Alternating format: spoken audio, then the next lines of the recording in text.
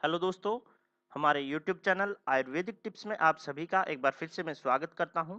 दोस्तों, आज की इस वीडियो में मैं आपको मुंह से बलगम आने पर इससे छुटकारा पाने के लिए किया जाने वाला एक बहुत ही आसान आयुर्वेदिक प्रयोग बताने जा रहा हूं।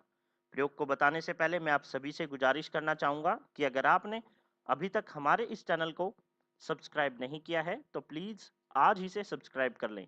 इसके साथ ही में दोस्तों, नीचे दिए गए बेल आइकन को आप दबाना ना भूलें ताकि जब भी कभी कोई नई वीडियो मैं अपलोड करूं वो आप तक पहुंच सके। तो चलिए दोस्तों, अब बात करते हैं उस आयुर्वेदिक प्रयोग के बारे में।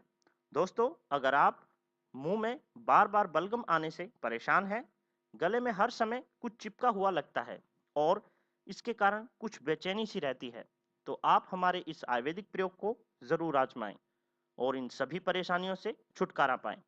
हमारे इस आयुर्वेदिक प्रयोग से आपको एक ही दिन में लाभ होगा और केवल 2 दिनों में ही बलगम आना पूर्ण रूप से बंद हो जाएगा। तो इस प्रयोग के लिए आपको चाहिए समान मात्रा में सूखा हुआ आंवला और मुलेठी। तो करना क्या है, सबसे पहले आप सूखा हुआ आंवला और मुलेठी को कूटकर पीसकर इसका बारीक चूर्ण बना लें।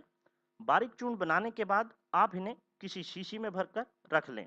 अब 2 ग्राम मुलेठी और 2 ग्राम आंवले का चूर्ण को ले लीजिए और इसे गर्म पानी के साथ दिन में 2 बार सुबह और शाम को सेवन करें। इसके सेवन करने से कुछ मिनट बाद ही शरीर में जमा हुआ कफ, बलगम पिघल जाएगा और बाहर निकल जाएगा। इसकी पहली ही खुराक से आपको लाभ होगा। तो इसका सेवन अत्यंत गुणकारी है।